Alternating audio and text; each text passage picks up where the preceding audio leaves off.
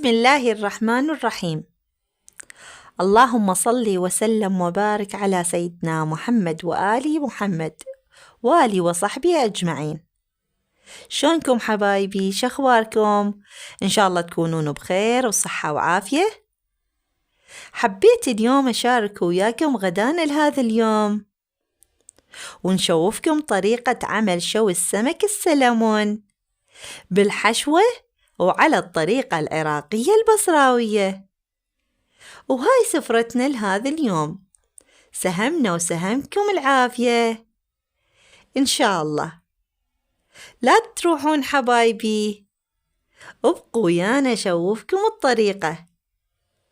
طريقة هذا السمك الحلو وبالطريقة البصراوية. يلا حبايبي فديتكم، تعالوا ويانا. هاي السمكة غسلناها ونظفناها قدامكم وملحتها، حطيت لها ملح وحطيت لها ليمون. تمام، شوفوها بهالشكل سويتها. وراح نسوي لها حشو على الطريقة البصراوية، الطريقة العراقية. هذا البصل حبة كبيرة من البصل، حبتين من الفلفل البارد، وإذا عندكم فلفل حار تحبون تضيفون بكيفكم. وعندنا ثوم، هاي كم سن من الثوم.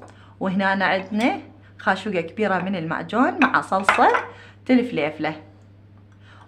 وهذا نومي بصرة، احنا نسميه نومي بصرة، بس انتم تسمونه الليمون المجفف الاسود، تمام، بالدول العربية. وراح نسويهم بهذا الخلاط، بس قبلها راح نشوي هذا السمكة ونحط الحشو عليها ونرجعها مرة ثانية للفرن.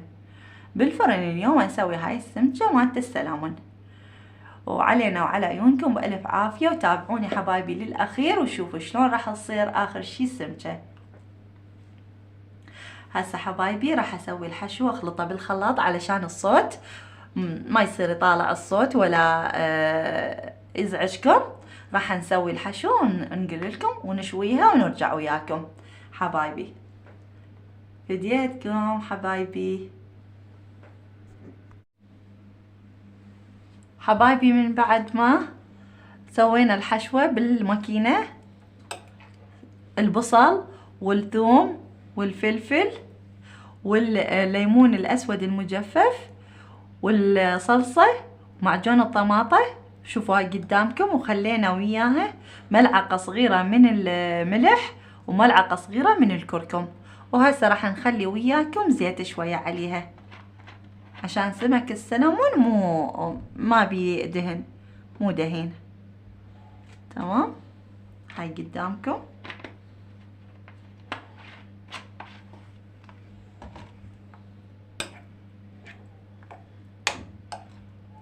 نجانس الزيت ويا الحشوة، شوفوا الحشوة كلش حلوة وريحتها كلش حلوة.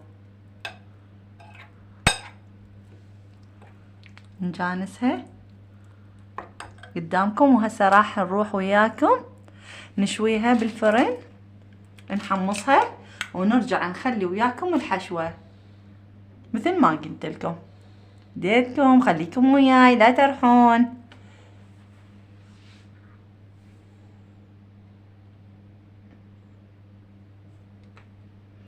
يلا حبايبي راح نروح الفرن ونرجع وياكم.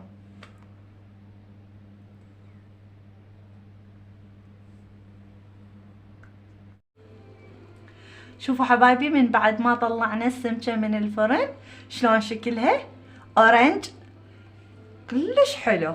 وهسه راح نخلي الحشوة اللي سبق حضرناها وياكم.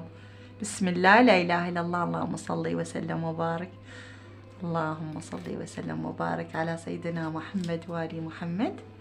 شوفوا حبايبي نخلي الحشوة بهالشكل.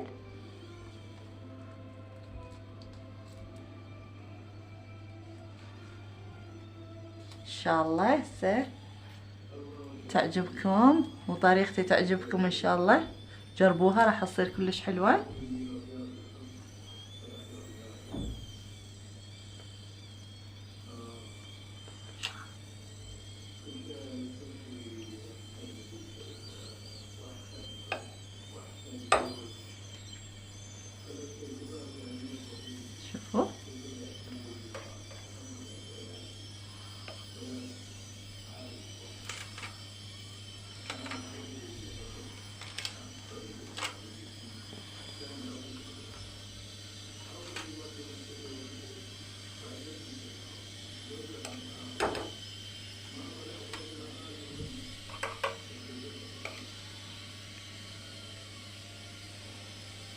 بهالطريقة نخليها علشان تعطينا طعم هاي الحشوة، طعم كلش حلو.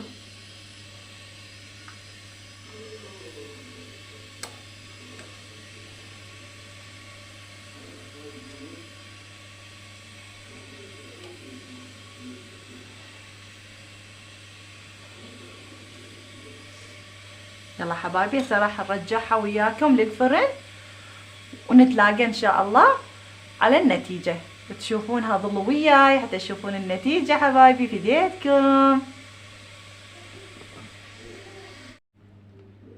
شوفوا حبايبي، شوفوا شكل السمكة من بعد ما طلعناها من الفرن وخلينا لها الحشوة الحلوة. شوفوا شكلها، هذا اللبن والعصير والتمر والطرشي والبصل وهذا الخبز الحار وهاي السمكة. شوفوا شكلها شلون حلو، وشوينه لو آية شوية هذا بصل. شوفوا حبايبي، وعلينا وعلى عيونكم بألف عافية. بديتكم حبايبي، مع السلامة.